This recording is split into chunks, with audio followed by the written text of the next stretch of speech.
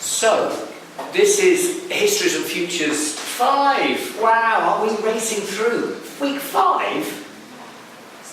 That's ridiculous. Seriously. And you know when you jump out of the parachute, there's a sense of ground rush at some point. And when I was doing those, there's a sense of, oh God, they've got to know what they're doing for the big project within a matter of 2 or 3 weeks now to bring this thing home. So, right, so week 5 is critically, and I'm no expert in this, hence it's a bit of a double act. I'm going to do about half an hour, see how long it takes, and then Mike's going to do half an hour, see how long it takes, and then we'll have a little discussion, and then we'll probably just leave it at that. So if we can go from 1 till 3, that's pretty good, and at 3 o'clock, no, is it 4 o'clock? 3 o'clock. I've got tutorials, haven't we? So, whose tutorials have we got to do this afternoon? Scar, Karina, Stefan and Angel. So we have to finish by 3 to get on with those 4 tutorials.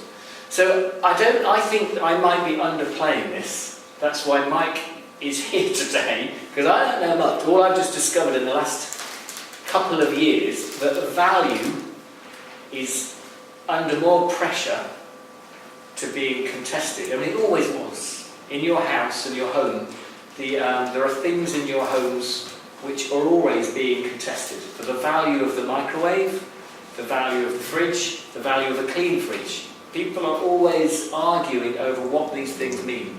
So the price of and those things used to be contained. And then globalization comes along and strips things out and changes entirely the way that we do organise both the artifacts and the systems to understand value.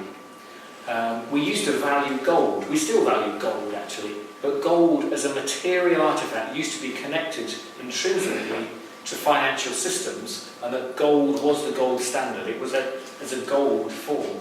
And that became severed in 1972, I think.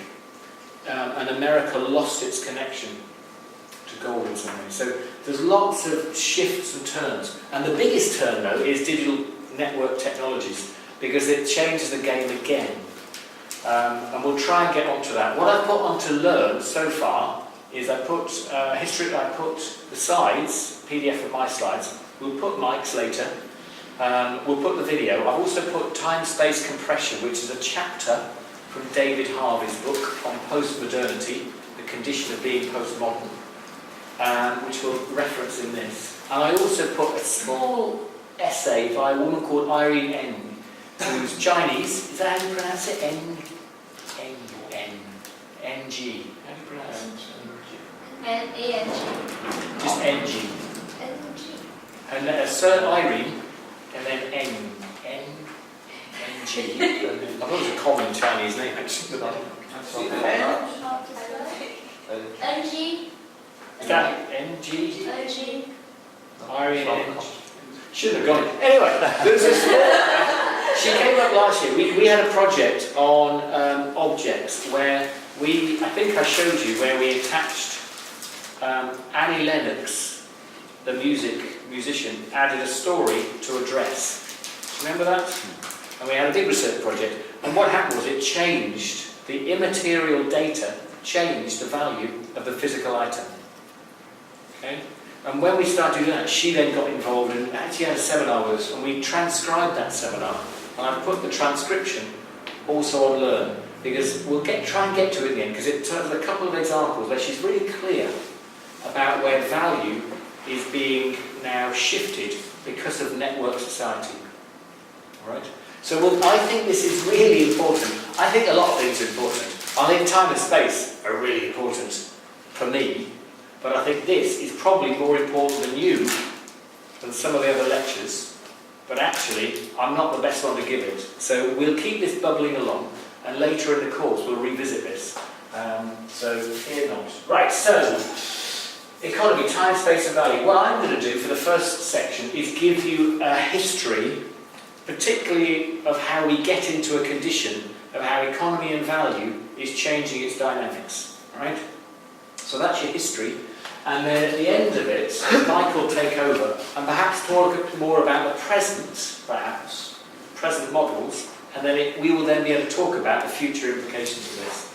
All right, so that's where it's going to go. So I'm going to talk about some of the things we talked about before, where some economies can identify. I mean, we've always had economies. People have been trading and exchanging artifacts, since ever, as far as I don't know what the truth is on that, but we've always done this. But you can begin to find that the monks in the Benedictine monks, particularly as a written word, and we've talked a little bit about this, became very good at writing. It meant that they were also very good at accounting. And when you're very good at accounting, you begin to see an accounting line from the monks through the management of time into modernity to the manufacture of machines through architecture. I'm going to use architecture as a good example for this, toward Fordism, Henry Ford, who made the motor cars, and then more slippery conditions which are more contemporary. So just to remind you, you've seen these before. This is the monk's day. So in the 11th century in the UK particularly, we found that the written word was incredibly powerful. And I know we've got this in evidence through China, probably for longer. We've got it in Roman, in Europe, pretty good accounting systems. But particularly as you look at this millennium, the race from this particular generation through to the Industrial Revolution and where we are now is a very straight line.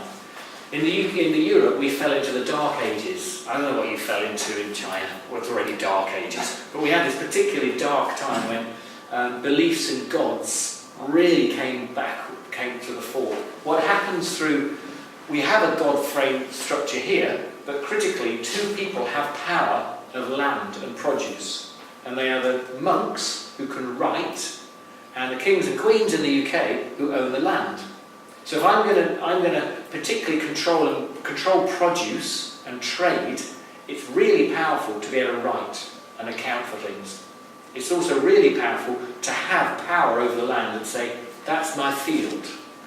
If you want to go and work in it, you work in it, but I will manage the time that you work in it, and I will account for what you bring back. So if you bring back 30 carrots, I'm going to write that down and I'll pay you for that service. So very quickly, through the 11th century to 12th century, we developed quite robust models of accounting. Also, critically for my interest, we constructed production of space. Every space in Europe is made not by some architect who has a dream of a space, but it's only made because of an economic imperative. Nothing is made anymore in Western space, which is just, I don't in any land, even the land which is owned by, if you do any rabbits tours or go up to Scotland, the Highlands, that's all economic land. It's owned, it's gamed, it's managed absolutely on a very tight economic model, which isn't dissimilar to the management of people, time and money. Okay, and space, if you like, in that thing. So this is where I start, and we know that Benedictine monks, ignoring the temporal consciousness per se, but his ability to write allows him to measure his accounts from last year and his accounts for the present, and look to the future about growth and then capital and then power. And we know that that's critical. As we move into and you remember this, I think you've seen a couple of these slides before, as we move into the Industrial Revolution, other things begin to change. We know that we move into a condition of modernity because technology begins to change the way we relate to communities. Prior to 1850, where we have Bradshaw's timetable, and it's the Bradshaw's timetable that brings the UK into one time frame. And remember we talked about this, and prior to this, we just had villages, and I used to live in Devon, which was Plymouth, and Devon time was about 11 minutes after London time. But they didn't have to connect, because horses were moving between them. They would only need to connect if you could connect London and Plymouth in a day. If you didn't need to do that, so when those ideas of the computer, have I turned that on? Yeah, that's a relief. I get these flashes of fear.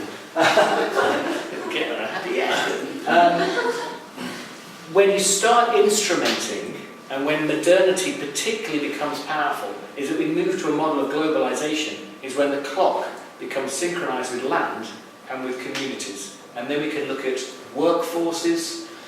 Prior to the train, in the city we had cows. We kept cows in the city because I could get fresh milk.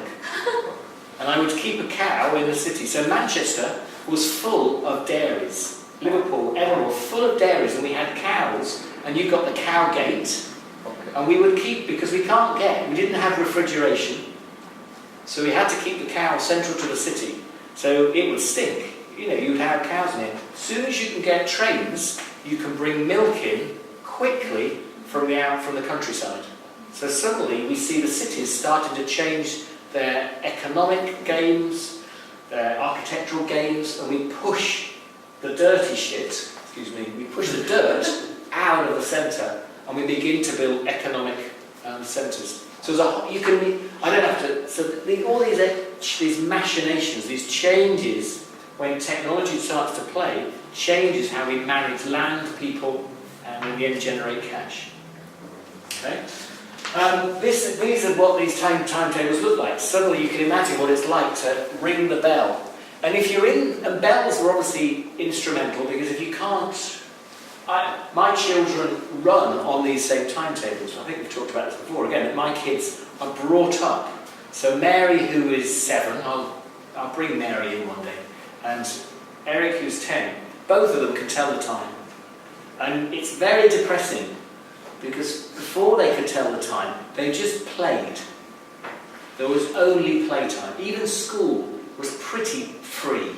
There was no economic framework, and now they are absolutely in the working day. And when they start at school at 4.5 or 5, they start on the working day. So everything, even when you're 5, is about making money.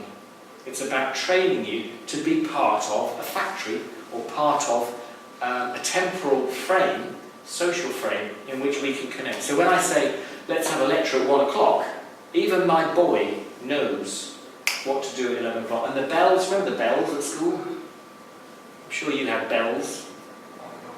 Yeah. Buzzers or bells. All the time they were constructing an economic context for exchange. So it's very, we see that. And as we move through, again, it's all repeating in some ways. We talk about that. The introduction of the weekend was an economic imperative. The weekend doesn't come from God. We weren't born with weekends. We had to build a weekend as a valve for the production and then the consumption.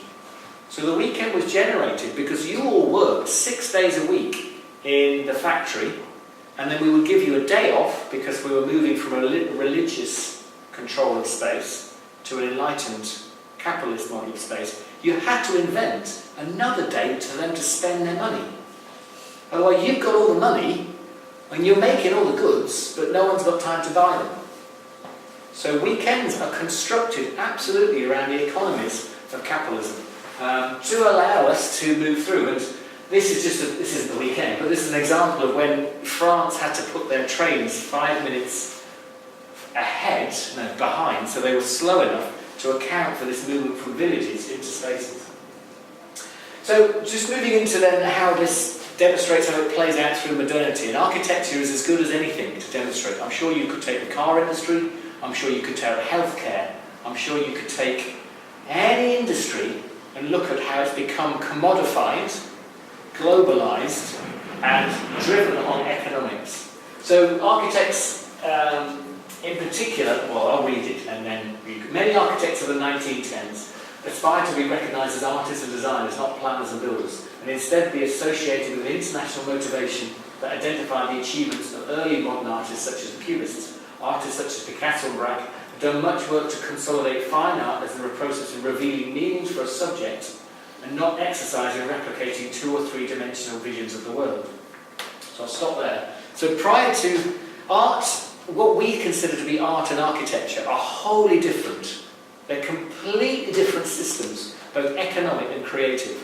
Now the architect is really at the bottom of a very complicated space. They are driven by design and build projects. So people who built this, the architects will have been brought in by a design and build company who would have been initiated by a speculator or an investor. And the investor would have said, well, we need a building that actually fits our economic necessity. Now that's either to keep the space occupied. Now whoever owned this before the Edinburgh College of Art will have bought it because these are great pension investments. So most big scale buildings, no one gives a damn what they're useful for.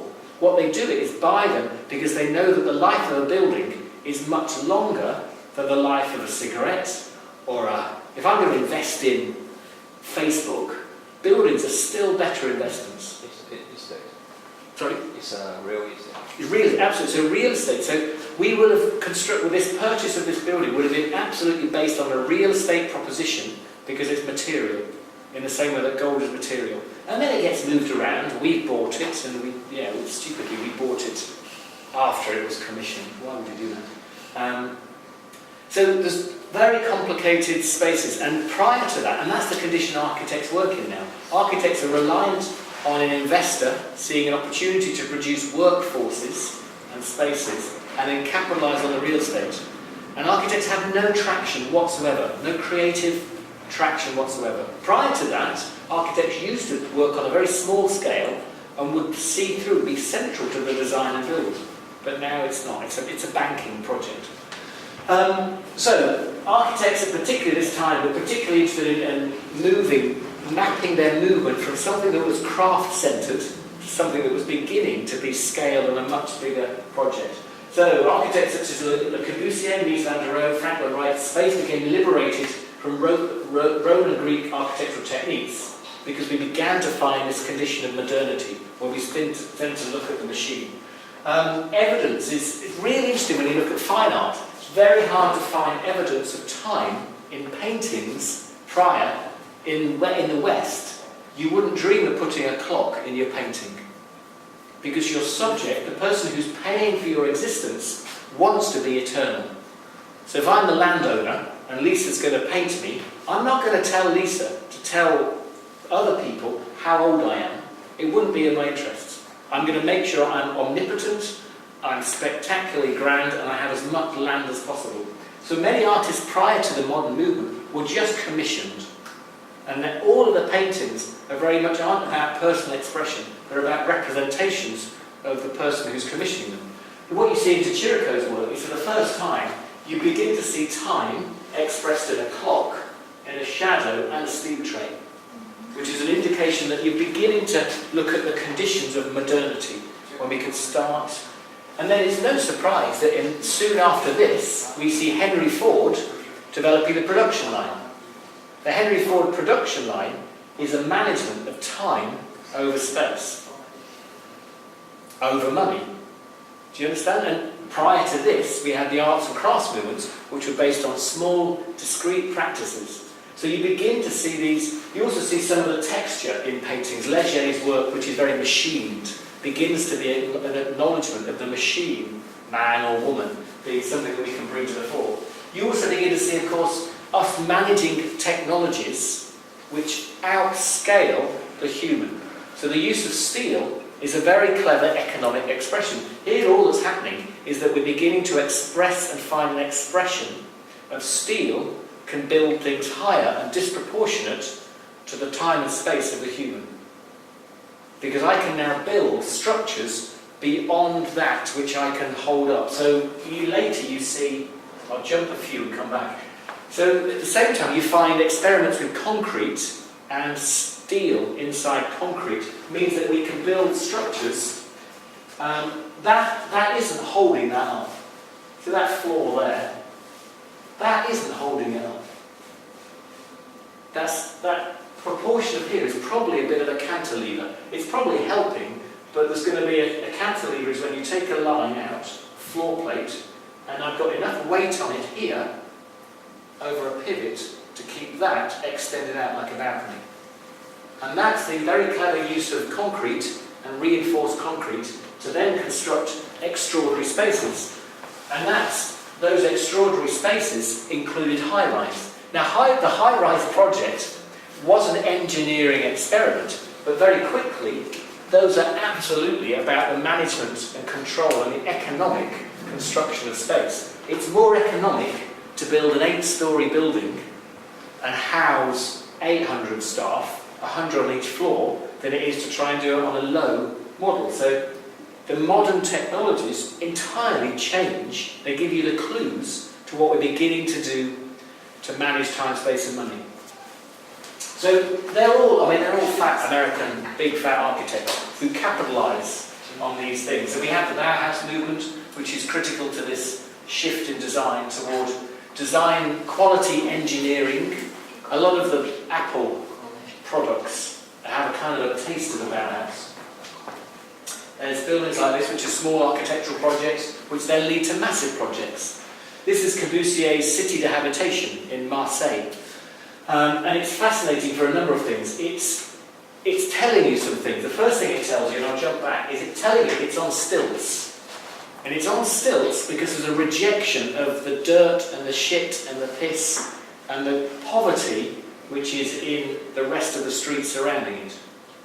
So there's a number of things in the modern architectural project that want to say we want to be clean. We don't want to be connected to animals anymore. We are beyond animals. And after the Enlightenment, remember the Enlightenment project is all about negotiating a deal with God that really says that we're in control and he's not anymore. Really, it's about use of science and technology to change the power in society and shift it away. And from then you get contemporary health, you get science and technology, you get the Industrial Revolution, you get mechanics, you get concrete and steel. So his expression to say that the stilts are twofold. One is to say that we can do this. We are out with any Mother Nature. We are beyond and beyond. We're smarter than waiting for the elements, any belief that the elements are going to come and damage us. We'll be secure, we'll be safe. And it's a beautiful building. He's got, everyone gets a balcony. So everyone gets light, everyone gets health. On the top there is a squash court, he's got a running track, he's got everything in there. There's a really cool bar on one of the sides, and it's supposed to be an autonomy from nature. There's absolutely a split there. That's critical to the modern project, of which we also begin to see what it does for finance. Because as soon as you take control of time and space, you can construct money you can change the value very, very quickly. Does that make sense as a kind of a backdrop? How do we ascertain those values, particularly about those stilts? How do we ascertain that some of the values that you mentioned are embodied in that? Is it? Really, the book, Harvey's book, The Condition of Postmodernity, is very good because it talks about what the modern project wants to do. And the modern project goes on to develop, in this context, replicable pieces of engineering. So it begins to become part of the Fordist model, which instead of building bespoke craft-based walls, why don't I just build you the same structure that can be replicated? And I grew up with loads of those. I lived in Manchester and lived in one of those, but it was very poorly developed, poorly designed, and really poorly maintained. And they pulled them down. In Wester Hales, we built 28 of those very quickly, and they were supposed to be very economic. They were cheap to build, proportionate to building small, low housing. So I think it's well documented across our modern architecture. It's not necessarily bad. It's just that then becomes, if you start repeating those, that building is very different to that one. But this, in the UK now, many people don't like concrete, not because they don't understand what this is as a design solution, but they experience the cheap version of that, which is the management of people in place across time. So in the olden days, you're saying it was the landowners that did that. What's dictating that now? I suspect it's still the landowners, I can imagine. Scotland's terrible, isn't there? Like 100 people who own all the land in Scotland. So I believe that we own, is it 12 feet beneath my house? I own everything above 12 feet, and the rest is owned by the Crown, by the Queen. So I can dig, I've got so much permission to dig beneath, which is enough for me to hang on to. I'm not going to go digging too deep. But beneath that, I don't know. And actually, in the big scheme of things, my house is just a small. If they want to push a motorway through, it's quite quick to move. What I value is very quick to move. So modernity in architecture is great because it's really, the problem is it becomes aesthetically very, very powerful because these are the spaces that people now see as being, this is what IKEA riff off, this is the habitat spaces where they see engineered Bauhaus, large-scale manufactured beautiful objects, but somehow utilitarian at the same time. At the same time, you then get two key characters. You get Henry Ford, who cracks this brilliant, quite brilliant equation of managing time, space, and money. So if you can manage time, space, and money, which all these are just equations of time, space, and money. That's all they are. Really clever manipulations of time and space, using materials to allow us to extend time by reducing space. So the lift is my pet problem, that the lift is absolutely designed in buildings to get you to work as quickly as possible, to extend the day. They don't need you unfit. Well, they don't need you fit actually, they don't care about the health. They need to get you to desk as soon as possible. So they build a lift to get you there quickly as possible. They don't need you to know everyone on every floor. They don't want you to know anything about a building. They want to get you to work as soon as possible. And the algorithms that are now written in big, tall, high-rise buildings in many modern centres are all written, the code is written to get the bosses out as quickly as possible in the case of a fire.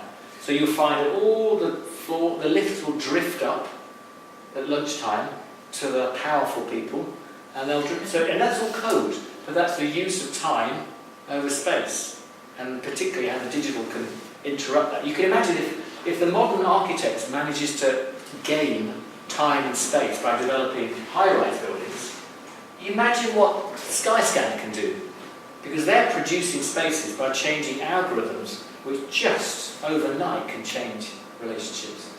So this is this condition where, in the end, Henry Ford and Taylor, Frederick Taylor, It's Frederick. It's Frederick, isn't it? Ford leads on this particularly fascinating manipulation of time and space. Everyone was building cars in carriage works. So they moved from the horse to the carriage, and the carriage work centres was where you then built motor cars. And you built them by hand, one at a time, in a carriage works workshop. And it was built one at a time, it built one, off it goes. Let's build another one. And you know the Henry Ford production line is that takes away the craftspeople. So all of us being involved in building a car, actually it means that Fabian is just going to put the nuts on the wheels. Fion's just going to put the steering wheel on. Stefan's just going to put the bonnet on. And that's all he does every day. You know how that works. And that's just a very clever use of time, space and money. And it connected him with Frederick Taylor, who then starts saying, yeah, but why have you got Fion putting the steering wheel on? Because actually, he's a really good, he's a very strong guy. Look at him, he's quite short. Let's get him under the car. He's going to have to deal with the chassis. And we get Fabian. Fabian's not the one. What's he doing bending down? It's just rubbish at this. Let's get him putting the roof on. So Fred Taylor then starts looking at managing the economy, not just of the scale of production, but actually looking at you as being parts who are best fit within this. And very quickly, you can imagine what factories become, which are economic systems, well, that's time-space people systems to game economies. And it's brilliant. It's brilliant. And it takes us toward globalization. It takes us toward the scale of products that only you and I have ever known. We've only ever known mass-produced objects. It's very hard to go and get. You have to work really hard to get a bespoke product. I haven't got a tailor. Have you got tailors? Who's got a tailor? I've got a tailor. Got a tailor's shirt, but from the online store. Yeah. The nearest I've got is my hair, even though I need a haircut. The only person I've got left over from this age is my hairdresser. And I go and see Jennifer. Jennifer knows what I do. We have a nice chat. And there's a wholly different relationship with Jennifer than there is with the food that you're all... I mean, actually, I go up the road, but I don't think he bakes that. I just know that he happens to stock some quite nice smoked cheese. So if you take the hairdressing experience, I mean, you've just moved to Edinburgh, some of you, so I doubt if you've lost your hairdresser relationship as well.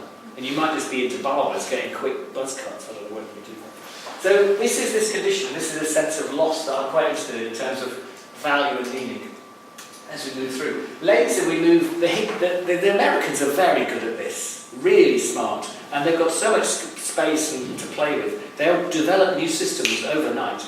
And the Higgly-Piggly system was an idea that, well, you can take people completely out of the shopping relationship. And a Higgly-Piggly store was rather like Argos. I think it's the nearest thing we've got in Argos. In Argos, you've got, what happens in Argos? I don't know what you've got in China. You've got to help me because it will make sense. But in Argos, in the UK, I go into a shop, and the shop is actually very small, but it's made up of a catalogue, a series of catalogue desks.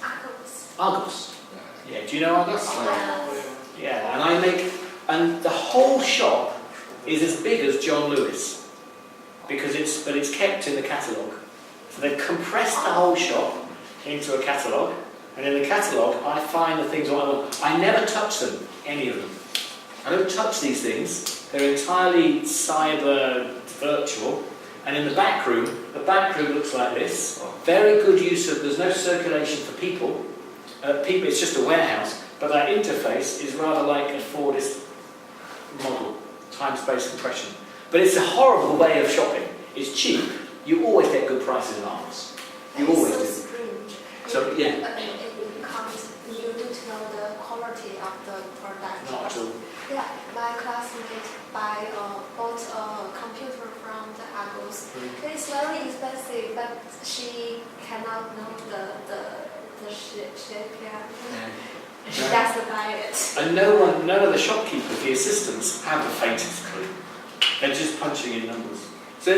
And the Higgly-Piggly was the idea that, well, actually we can get rid of people completely. And the Higgly-Piggly shops were actually, I don't think it ever really happened, they were supposed to be large vending machines that you would simply go, and you wouldn't even need people to take the things, that you would simply enter the detail and things would just travel through robot systems and they would just get your thing, and you wouldn't need it. And why would we need each other? So what's the difference between the shopping online and the shopping? So good question. Okay, so some things that change on shopping online. We know that they're profiling you. You know that cookies appear everywhere. So arguably, I'm not saying this is the truth, but arguably online, there is a better model of personalisation. In theory, Google know what I want because they're developing a better profile for me in my own interest, apparently. So in Amazon, I've got Lisa bought this book, or I bought this book. Lisa bought this book. Did you know Lisa also bought these books? So if you looked at what you're buying or reading in design informatics, you should be able to find out. Fabian's been reading Postmodernity. Josh has been reading Future Shock. Hey, both of you should have read Paul Virilio's whatever.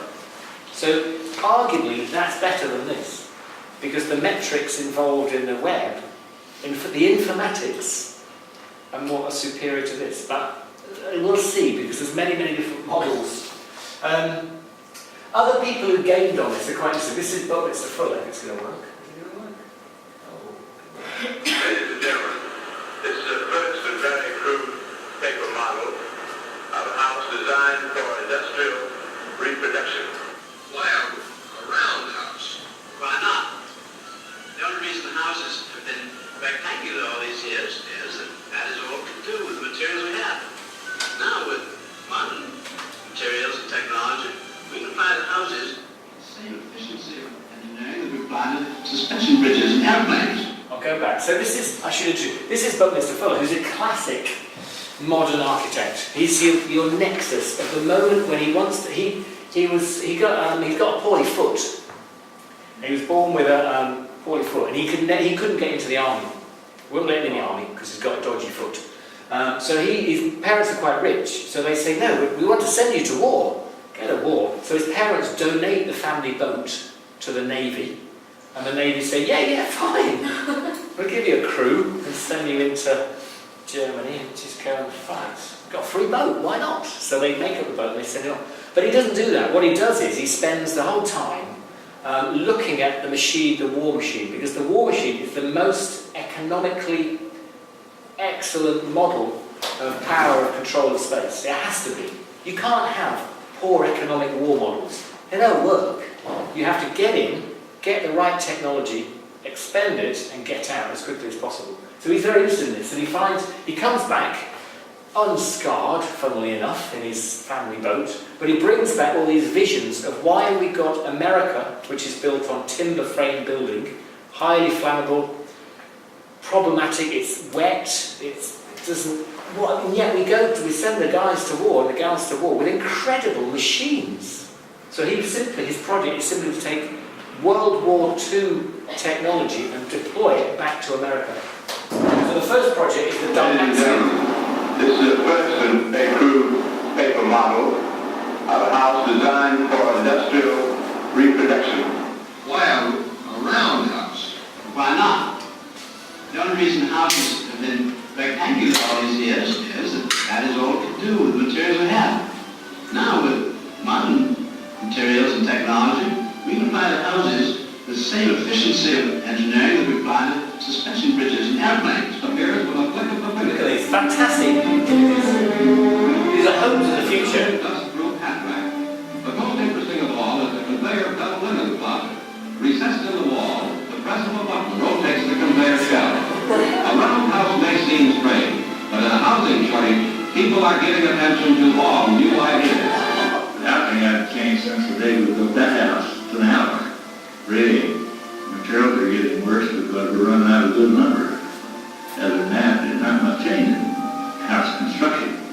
But that one, it just was something I could purchase as a worker, see. That's what I saw. That's the house that I could own one day. So his big idea was that he went back to the government, and there was a housing shortage after the war, and standards had fallen because we'd poured money into the war effort. So he went to the government and said, look, I've got a fantastic house. It's quite cheap, you just use the same factories that made the aircraft, the same factories that made, so you keep the workforce in play, and they just build houses instead of warships.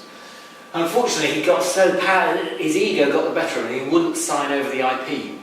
So it never happened. It's a terrible shame, because people like him were saying, this is it, this is the future, we were ready to buy this thing. What was interesting is that you saw all of the time-space compression technologies. All he's doing is just using true modern technologies to build things. His next project was a car. Sorry, what type? IP? Intellectual property. So he wouldn't, what he needed, what the government wanted, said, yeah, but you can't monitor all this. We need to hand over your blueprints to 8 companies across the US, and he wouldn't sign it on. So it never happened. Terrible shame. His 1933 car would still be considered extremely high performance and ecologically acceptable even by today's standards. And I do remember. Right, so I just want to show you. So this car, he then came back with a car idea. That cars, why aren't cars like aeroplanes? If you have an aeroplane with 4 engines, if one engine goes down, it keeps flying. If the other engine goes down, it keeps flying. You can get down to 1 engine, and you can still land a contemporary aeroplane. So why can't cars work like that? So he developed he puts 2 engines here and here. I mean, if one goes, it's 2 circles. But anyway, you put your engines there, and then the last wheel at the back, when you start going over 50 miles an hour, the rear of the car lifts up to reduce friction. So you're driving on 2 wheels. But it means you have to steer from the front. So actually, it is really just an aeroplane without... Ladies and gentlemen, this is the first and very crude paper model. Still be considered extremely high performance and ecologically acceptable even by today's standards. And I do remember thinking at the time, this is the car of the future. This is the way cars are going to be and won't be wonderful and terrific. And I saw the dynamic car again. Here's one model with only 3 wheels on this neck.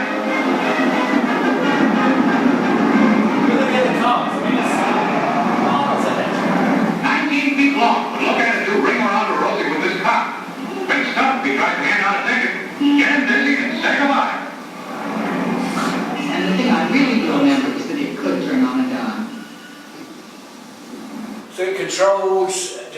propellers it would use, like a tank it would control it.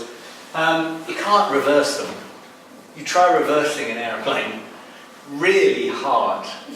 Because you can't reverse it. It's very good, all rhetoric, all persuasive. But you look at the cars in the background, entirely different concepts. So this particularly part of that modern technological determinist movement that came out of the economy of war gets turned into these things.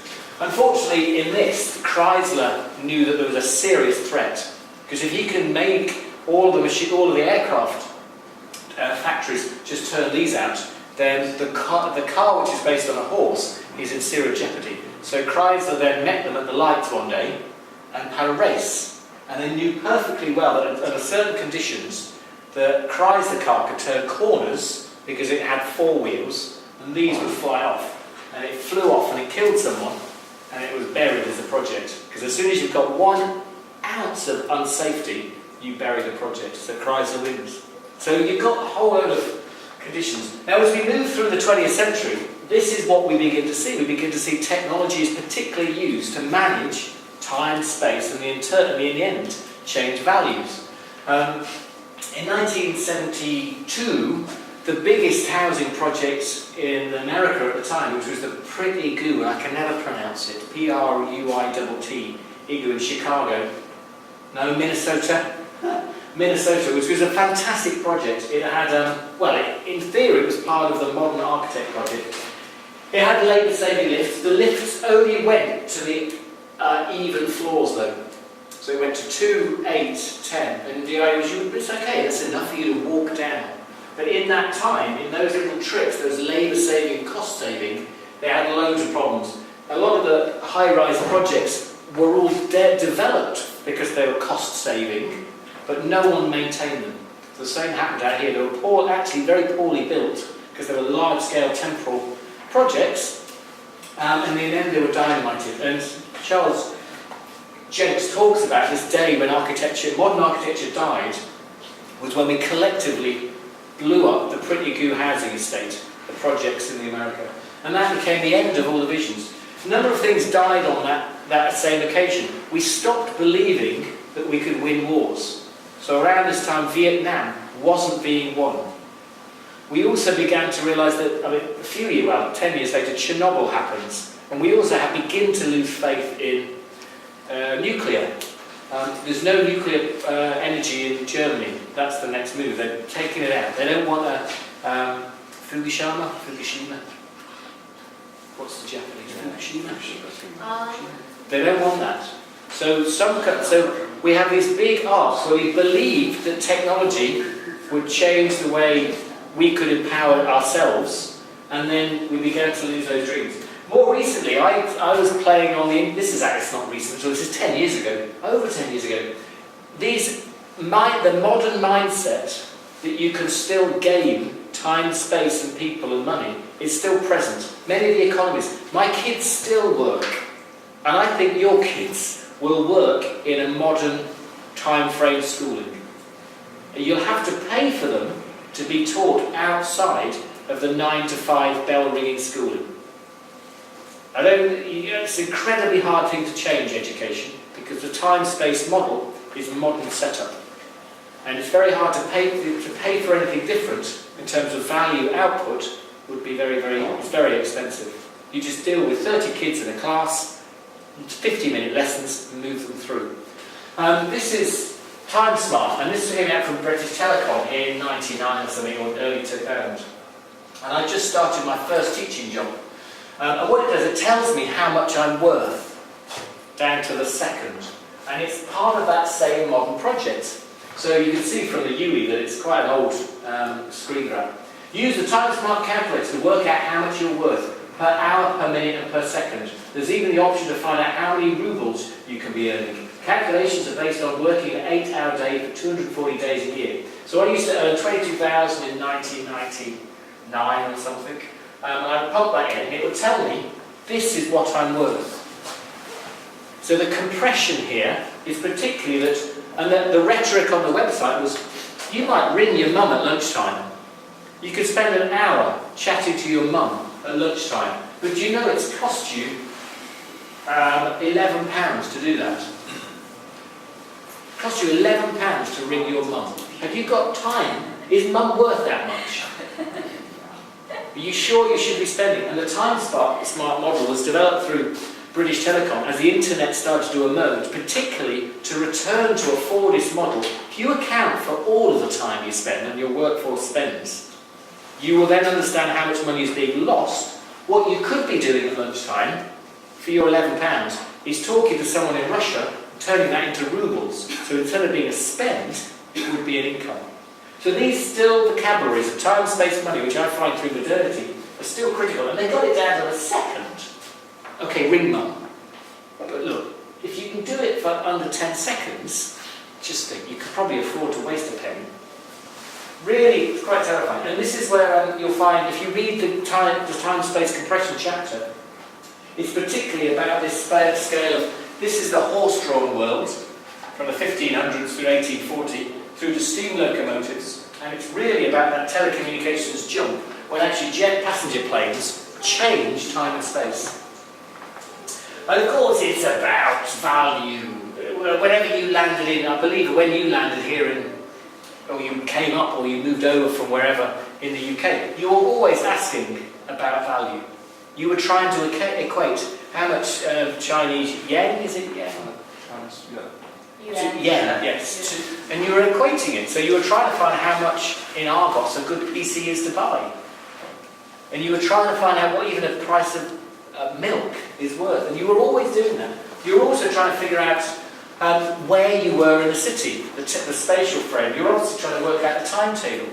And you were always at the mercy of these conditions. In a postmodern context, through the 70s, we began to see that changing critically. People managed to take what Harvard is flexible accumulation. You don't just take time and space and manipulate them up and down. What you do is begin to game it with far more complex conditions. Toyota did it very carefully. They found in the 1970s that the car, we used to talk about mountains, sugar mountains, and car mountains. And the Americans just made stuff. They never connected the making to the consumption. Toyota did really well through the 70s and 80s and built a brilliant brand because they connected the factory output to the showroom. So in America, I don't know if you've seen Fargo. You've seen Fargo, the movie? Fargo is all about this production model that you would produce a lot of cars and you would then buy them from me, from the factory. And you would then have to get rid of 8 cars. In the Toyota model, they link the cars in the showroom. And you don't buy a car. What you do is specify a car, and they can offer you much more. They can offer you, what colour carpets would you like? What colour roof would you like? What paint would you like? And in America, meanwhile, they can say, well, I've got 8 cars. Which one do you want? And Toyota would link it back, so you wouldn't ever buy, you wouldn't see the car you were buying, but you would buy it later. Benetton, very, very clever. Benetton changed the game by saying, with Benetton, which is one brand, but Benetton is actually a bunch of very small micro-economies around northwest of Venice. And they would develop a whole load of clever brands. You used to be able to walk into a Benetton shop and you couldn't guarantee that you could get the same boutique jumper as you would in any other Benetton shop. Whereas throughout the 70s and 80s, we were wholly used to mass consumption, mass production and mass consumption on a globalised scale. And we moved to China being the factory for the planet. And we would have an entire distant connection. And we're now used to paying, in Primark, you can pay incredibly low prices. Incredibly, because they've managed to gain the time and the space and compress it. Architecture gets all a bit weird, unfortunately. It loses its critique of any reality. In some ways, that what it does is it starts expressing its uncertainty. So we're uncertain about winning the war. We're uncertain about value now. And that we're uncertain about this structure even holding up. So architecture, yeah, Jameson writes quite a nice book about geographies, and he still thinks that architecture still remains, in this sense, the privileged aesthetic language. And it allows us to see culture. If you go into a city, you can see the health of a city through architecture. It's a way it's not, because it is linked quickly to economies. Just finishing now. Other things that you gain, uncertainty is everything. There is no agreed value. All the value is based on the conditions and the context of buying. So, and this kind of relates theoretically to Jeff Koons' work, that you think it's a steel bunny, you think it's an inflatable bunny, but it's actually a cast bunny. And if you touch it, your brain thinks it's going to give in, and it doesn't, and it really hurts actually. And he then develops interest in kitsch, and develops a load of art that deals with kitsch. And we use this Jewish Yiddish language to start describing the strange way that we would value things. We wouldn't value that in a modern context, because that looks very throwaway, very kitsch, could even be schlock. But these Yiddish terms are often used by postmodernists to describe how we actually start valuing. I mean, Lisa's top there has got quite a, sorry to pick on you, but you've got the embroidery, the patterns on there aren't modern at all. They speak a kind of nostalgic sense of value, which is close to handmade, hand-woven. It's not, it's mass manufactured. But there's a postmodern term that says we start to find value, not in just the modern aesthetic, but in, and you get things such as the superhero. Well, and then what happens, right, last 3 slides, and we then deal with the network connection. This is an early mapping of the internet, where if you have a control of time and space, it was all very good when it was just space, but now when it's cyberspace, it changes everything. So you can have transactions at tiny fractions of a second, space is calculated across IP addresses, and the temporality is wholly different. It's one thing to build a building like that to manage and gain time, because it's physical. It's another project to do it through immateriality. This is me last night. I've got a choice. I can either go online and buy Boardwalk Empire, and Boardwalk Empire, season 4 is not even available. Or I can just go on to BitTorrent and steal it.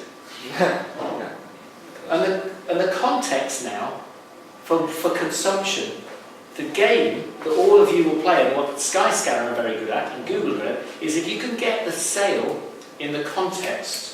So if you can find the right context and make the sale then and there. So I wanted to watch Boardwalk Empire now.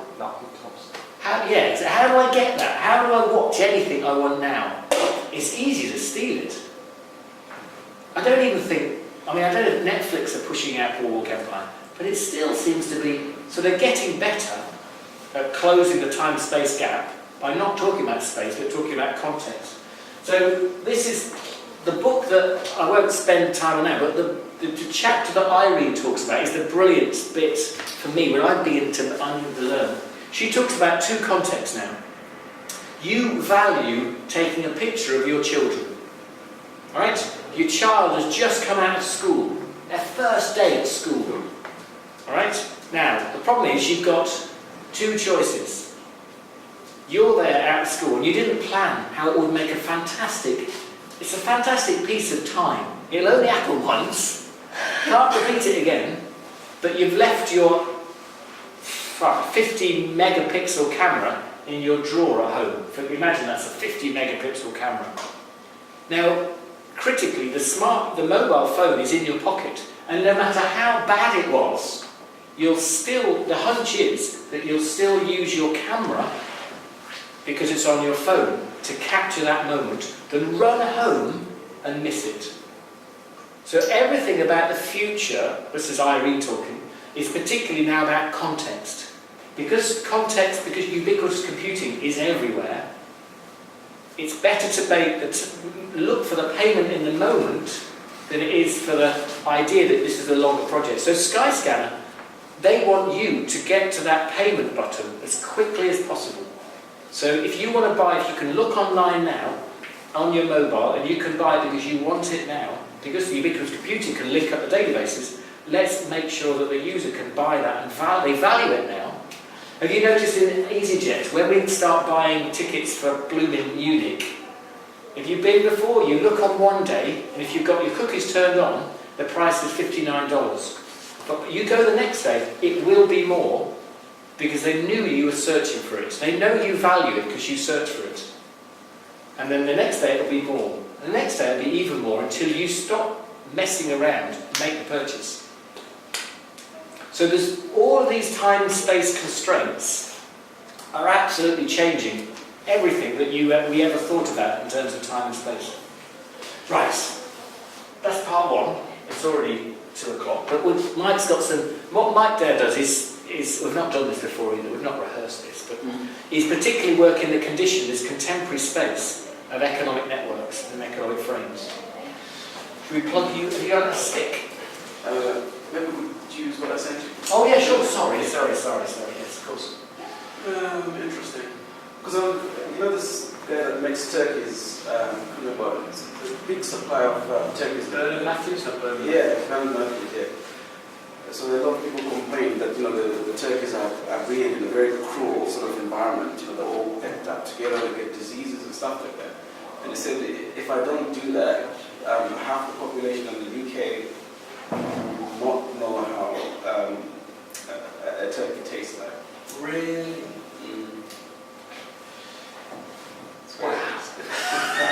See, this is the problem. We're now conditioned to a mass consumption model. That's part of his argument, is it? That we're now, if he starts going rearing better turkey, Lots of space, then it becomes expensive. and we will all probably taste the different turkey. Because a lot of poor people will not afford it. Yeah. So you've got all these tropes, I think, are connected to the condition of modernity. Right, let's jump back to, let's go to here. I'll put it as a quick PDF, and then we can go full screen.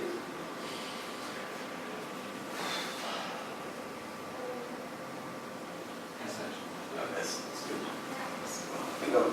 Go on, you're a swap on. I'll change to an Apple version. Yeah. You'll be able to slide it up and down with the key, with the trackpad, but it might be backwards. Oh, okay. Or, so I don't know which it is. Yeah. Now, I'm trying to contextualize this whole thing to make sure that it fits into what we were discussing today, but I may not be able to. But so what I'll do, I'll just talk about it, and then maybe later on when we discuss, you could think how it fits into what we're discussing today. So Kristen warned me in time. No, I didn't. We're finding out about each other. I know he knows this stuff more than us. Yeah. Different, slightly different. So I think talking about, like when we were talking about globalization and that sort of thing, you can buy a t-shirt now at Primark for like £5. It's manufactured somewhere else, so far away from where you would buy it from and that sort of thing. But in this context, I'm talking about what we call financial exclusion. So financial exclusion, I think in simple language, is where normally poor people are excluded from the financial sector. They can't open a bank account, they can't get a loan, they can't get a credit card.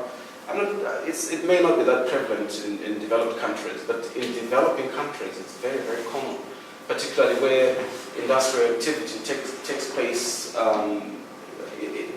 People that benefit from industrial activities are just 30% of the population. The other 70% normally are subsistence farmers, and if they want a loan, they can't get it. If they want to build a house, the bank cannot extend them money to build a house and that sort of thing.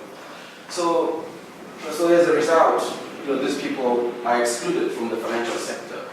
Main reason, of course, is adverse selection and moral hazard. So adverse selection, it means, so if I've got 100 poor people, it's going to be very difficult for me to select people that are credible financially, or people that will be able to repay my money back, because they're so poor. It's very difficult. Whereas in the developed world context, for example, if I want a mortgage, my bank can just look at my bank account.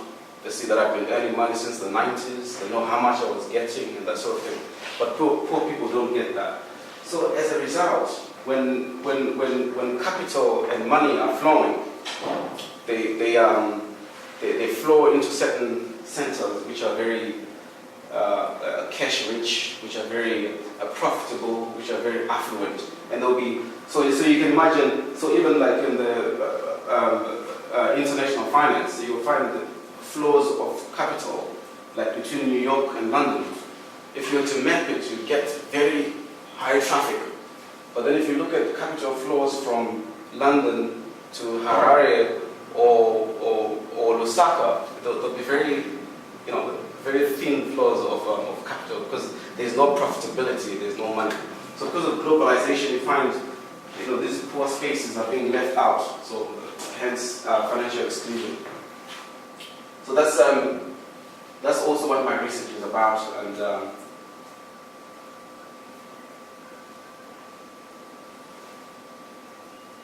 what's the moral hazard? Moral hazard, it's, let's say, for example, I'm a poor person, I live in a shack, I've got no property, I've got no assets, and then you come to us and you give me £100. If you don't know me, if you don't have a relationship with me, I could take that money and go and drink, go and buy my girlfriend some jewelry and presents and that sort of thing. And then when you come back to me and say, oh, what's up with my money? I'm like, I don't have it. So you've got no way of sanctioning that person because they've got nothing. But if someone is rich, they won't mess around with your money because they know that if I don't pay you, you're going to come and take my laptop, you're going to take my phone, that sort of thing. So that's moral hazard. So if you combine those moral hazard and adverse selection, so financial institutions would exclude people that fit into that criteria where they're exposed to moral hazards and adverse selection. So Chris introduced me to Castells about like what I was just saying to you, like finance capital flows connect with nodes which are congruent with goals of the network. So profitable spaces. So capital will just flow into profitable spaces and exclude those where there's poverty. So which explains financial exclusion sits in the spaces of the disconnected and neglected nodes, which are unprofitable spaces. So that's how I've how do I say problematized my research. So that's my problem. So I'm trying to look for solutions. And in looking for solutions, I'm looking at what's because if I look at Africa or other developing countries, I haven't seen any effective case studies that deal with those problems effectively. So I'm looking elsewhere. I'm looking at Switzerland, I'm looking at the UK and other places. And to look for changes and developments that could alleviate the problems that I've just explained to you. So the first one is financial disintermediation. Have you ever heard of Kiva or Kickstarter?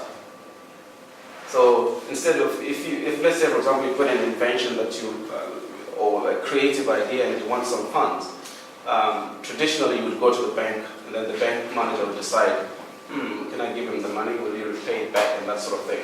That was the traditional model. But now you can just go to Kickstarter and say, my name is Mike, I'm going to design this and this is how it's going to work and that sort of thing. And then people can see that online and then they can decide, okay, it's an interesting idea.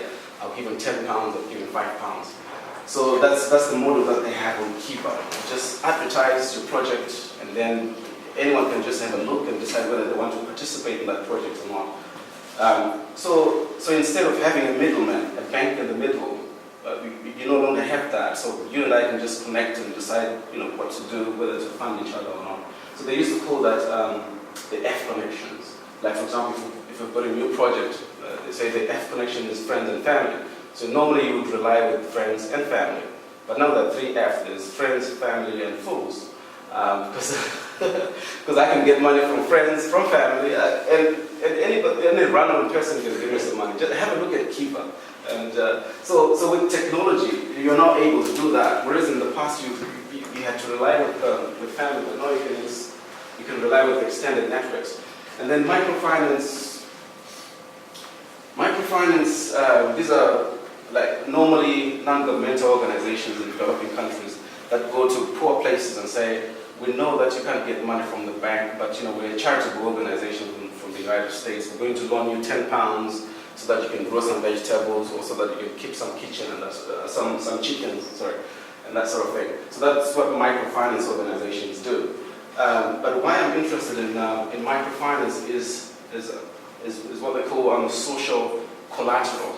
For example, when they come into a village and they want to lend £100 to increase the chances of getting their money back, they will just go to the village and say, select 5 people And then when you select 5 people, we'll give you £100. So when you select 5 people, you select people that you know, people that you trust, people that you know, that they are reliable and going to be responsible with the money. So you're using social connections to guarantee loans. That's what microfinance organizations are doing. Because if they just go there, they don't know anyone. They don't know whether maybe this person could be a thief or this person could be unreliable. But if they give it up to you, you can decide and self-select people that you think are reliable. So I'm very interested in the social collateral, but I'll come back to that. And then the other developments that are happening are micropayments. Have you ever heard of M-Pesa? Like I said, in Africa, for example, industrial activity takes place in urban areas. And you've got 30% of the population that live in urban areas. The other 70%, they live in rural areas. But there's always a connection between the urban areas and the rural areas because we've got extended family networks in Africa. So if you've got a grandmother who lives in the rural areas, usually you could send them maybe like £10 so that they could, buy some groceries and stuff like that. But whereas like in the developed world context, they can just go to Social Security and get money that way. But in Africa, there's always that connection. I used to work for a company. It was based in London and in France. We used to develop mobile payment systems to enable people to make payments using mobile phones. I remember one time I traveled to Tanzania, and I saw this guy, and he said he worked in Dar es Salaam, which is the capital city, and he said he comes from a village up at the north of the country, and to travel there by train, it takes him about 3 days. So if you can imagine, if you work Monday to Friday, and you travel 3 days just to get to your village, to go and deliver money, to give your mother some money, or your younger brother some money for school fees and stuff like that. And then Vodafone, a UK company, developed a system where you can load money onto your phone. You can just go into the off license just downstairs. You go to the off license, you give them £10, and they transfer an electronic voucher onto your phone. And then you use your phone to link up with somebody who is like 500 miles away. And then they receive a token payment of maybe £10 or £5.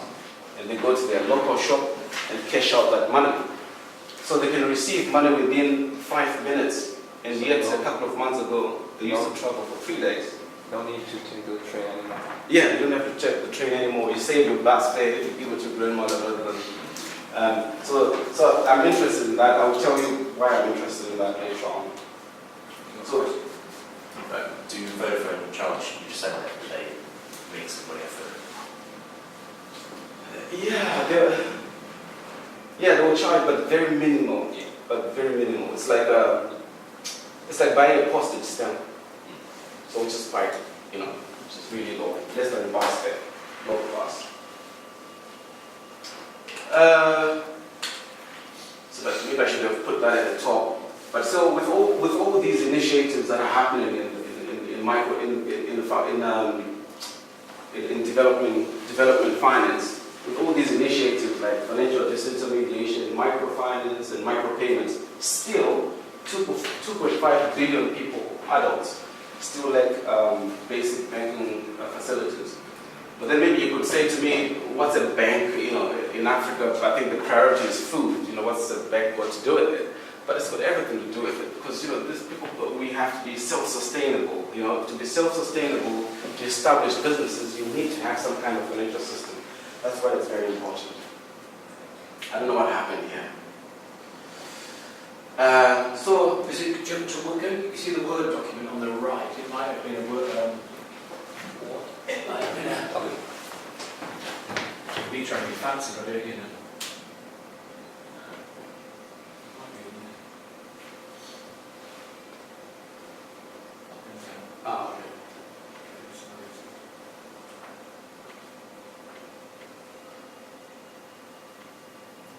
Ooh.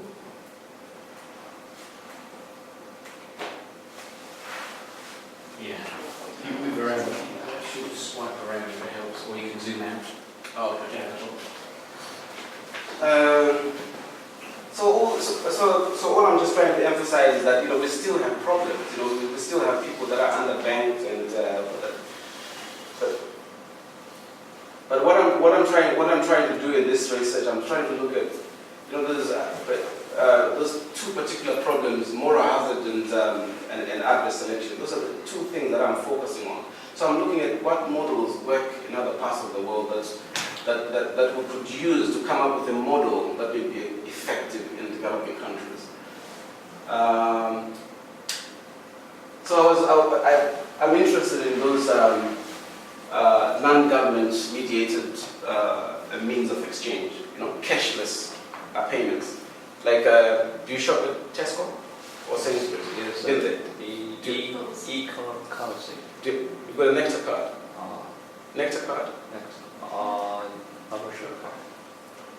So most of the supermarkets in the UK do that. So if you go and shop for £50, they'll probably give you like 100 points. Yeah. Yeah, something like that. 100 points. Yeah. So they put it on your key fob as well to keep it really close. Yeah. Or it's that card is for Tesco. Yeah, but also for other things. They always give me us free one. Yeah, it'd be good to have that. And I was talking to you as well about the air miles and stuff like that. So all those are non-government mediated means of payments. Where you're paying, but you're not using government-issued money. You're just using some kind of means to exchange. But in the UK, we've got time banks. They started in Canada, where, for example, if you've got an elderly person who is isolated, who lives by themselves, and you're just a young person, you're unemployed, you can join an organization where you could donate maybe 3 hours of your time to go and spend time with this old person, keep them company, keep them motivated, and that sort of thing. And then when you do that, you acquire some kind of credit, like 3 hours credit, and then let's say you in turn you want to do some gardening, but you've got no idea how to do gardening. Someone in the network will just come and say, okay, I can come and do your gardening, and then they can come and do 2 hours gardening, and then you give them the 2 hours, the 2 hours out of the 3 hours that you acquired looking after the old person. So you're not using money, but you're just using some innovative system to exchange goods and services. So those are called time banks. And let schemes, where people trade second-hand goods. Let's say I've got a garage full of clothes that I'm not using, or computers that I'm no longer using. Normally they'll have fairs where you put them on the table, and then the next person will do the same, and then you can swap. So if I give you my old computer, and then you give me your old grass cutter, maybe I could get like a credit of £10, and then you could get. And then you probably could get a credit of £15. So you're acquiring some kind of value, but it's not in the form of money. It's just conceptualized in the form of debit and credit entry in the computer system. So I'm looking at all those models, like what aspects can we combine to create a model that could fit into the developed world context. I'm not sure if I'm explaining it very well, but I found this video on YouTube is very, very interesting. It explains exactly what I'm trying to do. It's about 15 minutes, but I'll just show you like 4 minutes of it. I can see you're all tired. And just so this video is very, very interesting. Yeah, click. It probably takes a moment to go, but it will go. So once you click once. Yeah, so, and then you're at the bottom left of the trackpad. Bottom left. It will be touching a line. Where you could press it. No, that's probably good. It'll take a moment just to. You wouldn't notice why it takes it there. What is that to do?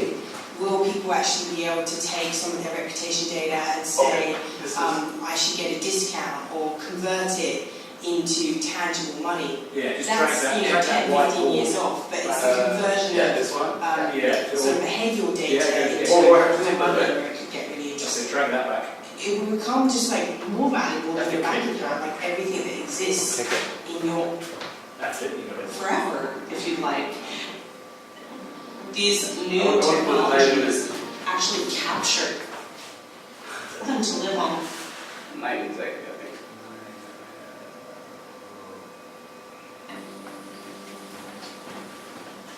That's what I'm trying to explain. You know, one of my friends says if you can't I think the explain next it, wave of crowdfunding, and where it will get really interesting, is in equity. You're going to see a lot more entrepreneurs actually opt for crowdfunding models because they have to give up equity, but it's giving up equity in a very different way where they can actually build a support base. So I do think you're going to see a lot of startups that are half crowdfunded and half through traditional venture capital finance. this is what kind of summarizes what I've been trying to say for how many minutes? The notion of value, I think, is changing a lot. In the virtual world, there will be things that have value that are not expressible as money today. In the same way that money is a physical asset in the real world, reputation is going to become a digital asset. I mean, reputation is the most ancient currency we've ever had. We're actually going back to really old market behaviors. You know, if you were going to trade with someone, it was based on their reputation. You know, my grandma remembers being lent money, lent food in the war because she had a good reputation within her community. The difference today is that in the past, reputation was largely contained within small villages or small groups because there was no way of aggregating, measuring or tracking. And that's where technology and data changes all that because we now leave very visible trails of behavior that we can measure and use in different ways.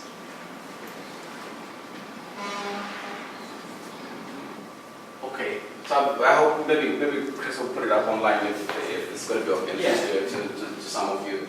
But so we're talking about, what she's talking about there is probably what I was trying to say about the reputation and trust. My research, we're going to try and find ways of capturing reputation and trust and embodying it into a mobile phone. Because people in developing countries now have access to very cheap mobile phones and that sort of thing. So basically, to summarize it, we're just trying to find a way of capturing reputation, not just capturing it, not just using it like in the example that I gave you where it's used as security for loans, but one, to use it as security for a loan, and also to use it to exchange goods and services. But before we do that, we're trying to create a model that will capture that, to find a way of capturing that using a mobile phone, and see whether that could work in developing countries or not. But this may sound like science fiction, but all those different components that I'm talking about, they exist today, but we're just trying to find a mechanism of putting it all together and creating a model. But I don't think we'll get enough money to test it out there in the world. But just to create a model, yeah, I think we can do that, especially with creative minds here. I mean, the funny thing, I think this is really important because that's a telecommunications company, right? Solid. Yeah, hardware. They're out to make hardware, or are they? Yeah, Bluetooth. So they're a bank. What do they do? Gaming in a space that banks are in. That banks are in. Yeah. Well, like the M-Pesa thing that I told you, you'd expect a bank to do that, wouldn't you? But it's not a bank, it's a Vodafone. It's a mobile phone company. So that's, I mean, as I said, I think this is more important than probably me and Mike have managed to, I think we've introduced. And you guys are taking part on a daily basis. You're making the transactions which are breaking ground.